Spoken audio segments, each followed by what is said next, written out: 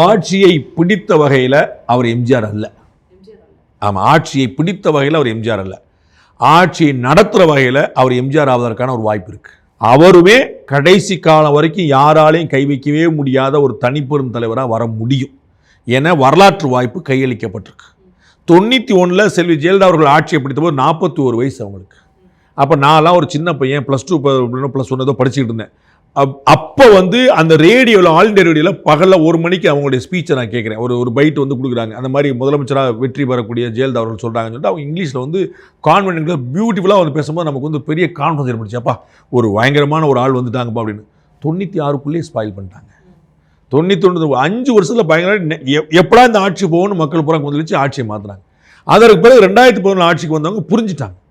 96 வெற்றி வாய்ப்பு இழந்தவங்க 98 எந்திரிச்சாங்க, 99 எந்திரிச்சாங்க, 2001 ஆட்சியை பிடிச்சிட்டாங்க, 2011 திரும்ப ஆட்சி பிடிச்சாங்க, 2016 பிடிச்சாங்க, 2014 டக்குன்னு அந்த கோர்ஸ் கரெக்ஷன் பண்ணாங்க. அப்போ வாய்ப்பு உங்களுக்கு கையளிக்கப்படுகிறது. அப்போ நீங்கள் வெற்றி பெற்ற விதத்தில் நீங்கள் எம்ஜிஆர் இல்லை, ஆனால் ஆட்சி நடத்துகிற விதத்தில் நீங்கள் எம்ஜிஆர் மாறலாம்.